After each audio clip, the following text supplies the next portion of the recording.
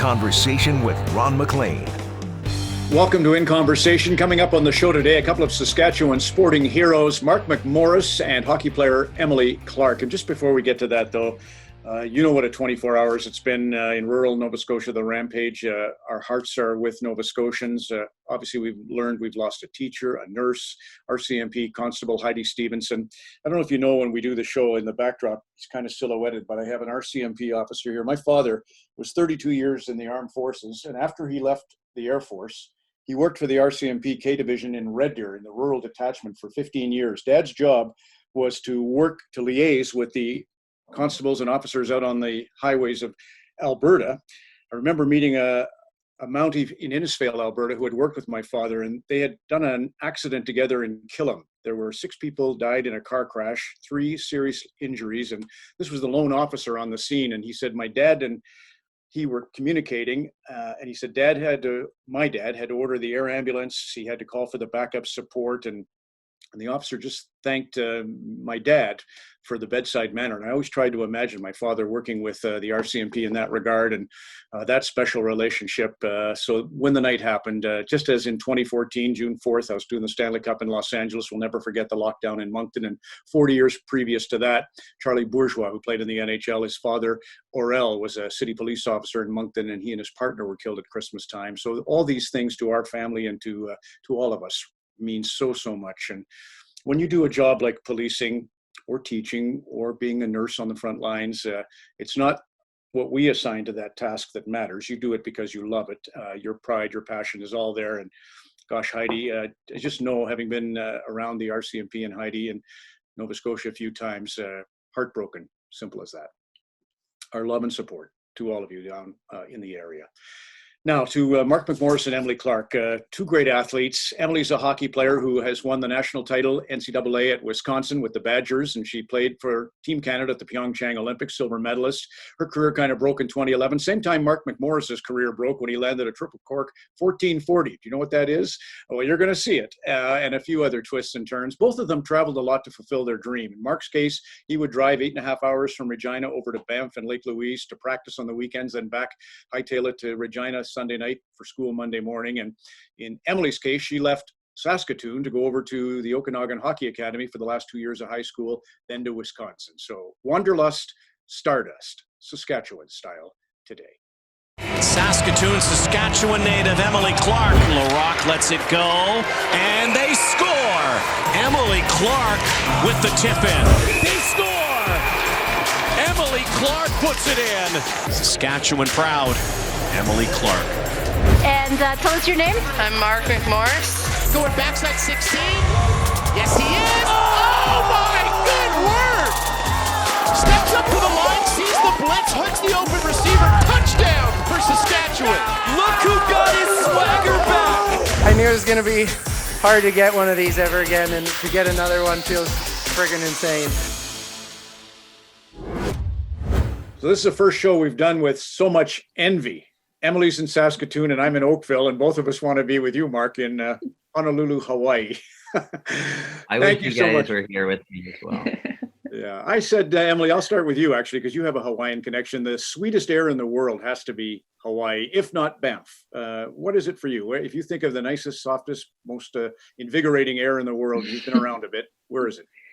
Yeah, I mean, like I said earlier before we started recording, women's hockey doesn't really take us to the most exotic places, usually Midwest or cold regions, but I was lucky to go on 2 vacations to Hawaii, and yeah, I don't think you can beat it. How about you, Mark? Yeah, for me, I'd have to say the mountain air is sort of on brand with me and truly the most refreshing in my opinion. But man, the skin sure does love the air out here. What are you up to? Why are you in Hawaii? I'm trying to rigorously train and stay on that, eat healthy. It's very easy to eat healthy here. And then surfing a lot. We can go to the beach, run down, jump in the water, and then head home.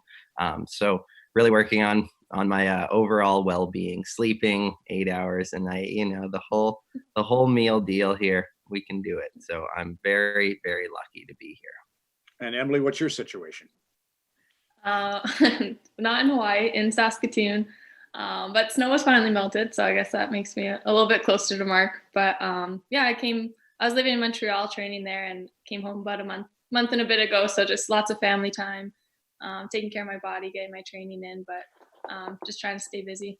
One other thing about Hawaii, Emily, you were saying that was your reward for the Pyeongchang experience. Tell me about that. Yeah, my parents and my mom, especially growing up, she always went to Hawaii with her family and always had so many amazing stories about Waikiki. So we always talked about after the Olympics that would be the big trip to celebrate going to the Olympics with. So May after the Olympics, me and my parents and one of my brothers went to Hawaii for a couple weeks. Where does your surfing rate vis-a-vis your wakeboarding and your snowboarding, Mark? I've spent a lot more time on the lake and in the mountains than I have in the ocean.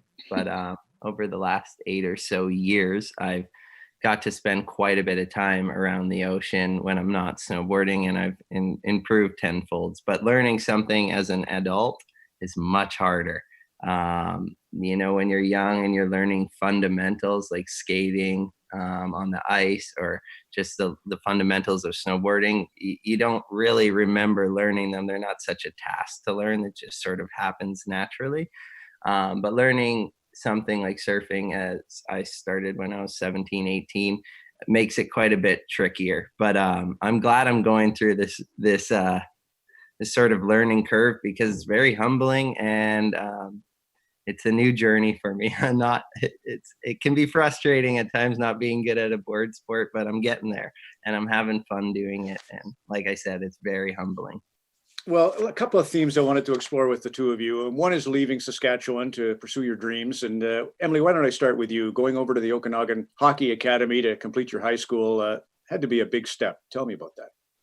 Yeah, definitely leaving home at 16 wasn't easy. I come from a big family, close-knit family. So, it wasn't easy at all, but I knew to, chase that dream. That was kind of the next step I had to take. And I enjoyed my two years there. And I think the best thing about it there was your school and your hockey is all working together. And when I was home, I was doing a full day of school, doing my own training in the morning. I think 3 or 4 times a week, I was either in the gym or on the ice at 7 a.m., doing full day of school, doing my team's training and team practices after. So I think that's a lot at 15 and 16. And when I went to Okanagan Hockey Academy, you're at school during the day, and then in the afternoon you're working out and practicing. And I was around like-minded people, so that was huge too. Yeah, that's good. Any severe homesickness, and if so, who sheltered you? Yeah, I think definitely at the start. I think at first it's really exciting, but every year I've been away from home, I think around Thanksgiving you kind of hit a little speed bump in that. And I think it's because your family's all together. They're having this big, awesome meal. And our GM with Hockey Canada, Gina Kingsbury, was my coach at OHA. So she was huge in helping me along with that. And actually, and my academic advisor, Dave Nakovny, I'm still really close with him and give him calls every now and then. But he could tell he's so good at his job, and he can tell when you're a little off. So sometimes he'd just pull me into the office and give me that dad hug I needed and just chat with me. I love that. Mark, you've had such a nomadic life. I don't think you've ever sat still like you are right now in Hawaii for 5 weeks. It's crazy. Adam Burwell, you got to take a dear friend, your brother Craig. You took a little bit of Regina with you on this journey. But when you hear that homesickness idea, or just the fact that you're never rooted anymore, how do you do it? I sort of, I don't know. It's so embedded in me that this is just my life and I enjoy it. I have friends around the whole world, which I count as a huge blessing. I have people that I can count on pretty much in every country in this world. And I have spent time in a lot of these places, and I return to a lot of the same destinations. So I have those places I like to go eat. I have the places I like to stay, things like that. But yeah, it's been an absolute treat getting to see the world. I knew there was more out there than Saskatchewan, and to be able to help bring my brother along on these journeys, and Adam Burwell, and help other young riders that I see potential in that are Canadian, just not from Saskatchewan, but just Canadian, and get to bring them around the world. I've had an incredible life, and it's been a ton of fun. And like you said, I haven't really ever sat still unless I was seriously injured. And to have this sort of time to reset and sleep a lot and not get on a plane for the first time, like in a whole month, that's probably the first time I've done that in 8 or 9 years. So to have this reset is pretty beneficial in a lot of ways. I'm trying to look at it positively. Obviously, it's pretty tough with what's going on, but there are some positives to it for sure. You know, Mark, I'll start with you on stress because you mentioned the injuries. You're a risk-reward sport, adrenaline junkies. You're going to have those injuries. And gosh, there's such great documentaries on your broken leg and the ribs before Sochi and on and on. But obviously when you had the spill at Whistler that really was near death, 17 broken bones and all the rest, the spleen, the collapsed lung. I wonder when I see our Mounties, we have lost Heidi Stevenson, Constable Heidi Stevenson. They faced danger every time, but they're passionate, they're proud of it, and yet they carry on, probably scared half the time they go to work. You must be scared now when you go to work, or are you? Yeah, obviously thoughts and prayers to everyone in Nova Scotia. But yeah, you gotta show up, and you love what you do, and sometimes there are those outcomes, and it's really tough to wrap your head around it. But like you said, they love what they do. I love what I do. Emily loves what she does. Ron, you love what you do. And there's always that risk that's there. But I think if there was never a risk, it wouldn't be the same. You're prepared. It wouldn't get your gears turning like it does for us. And some sports are more risky than others, but people break their femur playing hockey. People get hit by a car. Like I had a freak accident, and it made me a stronger person from it. And I think we can all learn from our hardships and those injuries, and whatever comes our way and blocks our path for a second, you got to keep pushing and fight through it. Emily, you can just elaborate on that. I know you're a feisty hockey player, so maybe, you're kind of bring a courageous approach to hockey. So where does that come from? Yeah, no, I think it might. I think I could attribute it to being from Saskatchewan. It's just that grit and hard work. I think also could be shout out. Also could be from having four older brothers. I had to hold my own all growing up, and I think that definitely transfers to the ice for me. Tell me a little bit about your folks. I know Cindy is a nurse, Mark's mom, and she's on the front lines. What do your folks do? My mom's a stay-at-home mom, and my dad actually, he's an operations manager at two Canlan ice sports rinks. So good. That's definitely paid off, having access to 6 sheets of ice for the last 10 years. I play in the Adult Safe Hockey League at Canlan in Oakville. So brothers in arms. That's lovely to hear. Mark, your brother. Craig's done such great work for us on the Olympics for CBC television. Amazing snowboarder in his own right. I love hearing the influence. As obviously you just heard there, 5 siblings has been a big part of Emily's success. What about Craig? Craig's played a major role in my life as an older brother and a best friend. Without Craig having me and without me having Craig, I don't know where we would be, because we needed that. We didn't have someone that was from Saskatchewan that had made it to the level that we had dreamed of making it to. So Craig would learn a trick, I'd have to learn it, and vice versa. We had that sort of like that brotherly competition that I don't know what would have happened if we didn't have that. So thank you to my folks for popping 2 of us out, because I don't know what I would do without Craig.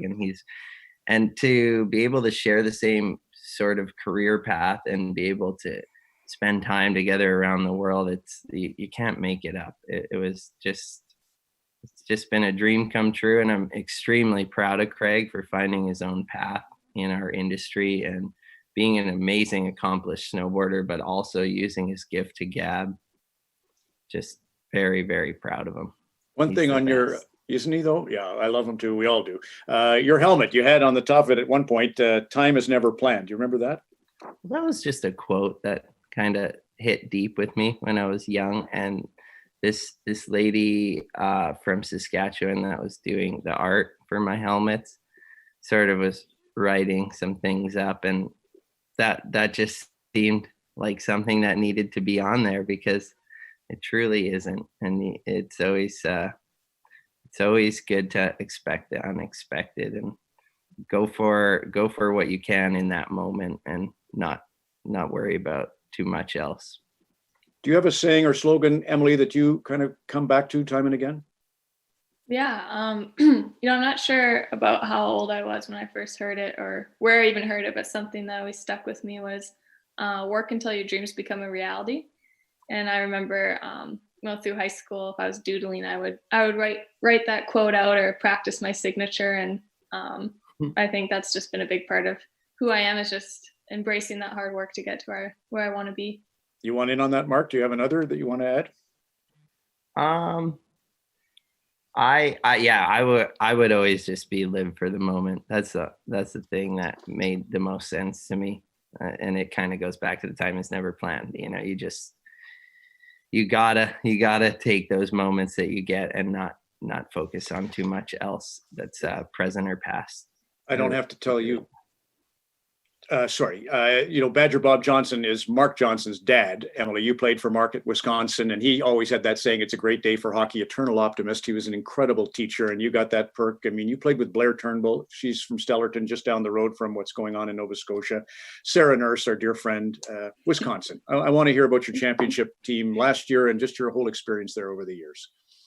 Yeah, honestly, I could talk about my time at Wisconsin forever. I'm so lucky to have been able to go there and be coached by Mark and experience everything it had to offer. But honestly, it was a dream come true that I didn't know I had. I think growing up in Saskatchewan, there wasn't a lot of girls that went the NCAA route and continued on to the national team. So going through high school, I honestly didn't really know that much about CIS or NCAA, and then once I started making the under 18 national team, got a lot of interest from universities, and then ended up going down on a visit there, and I absolutely fell in love with it. And obviously being able to cap my time off there with a national championship is something I'll cherish forever.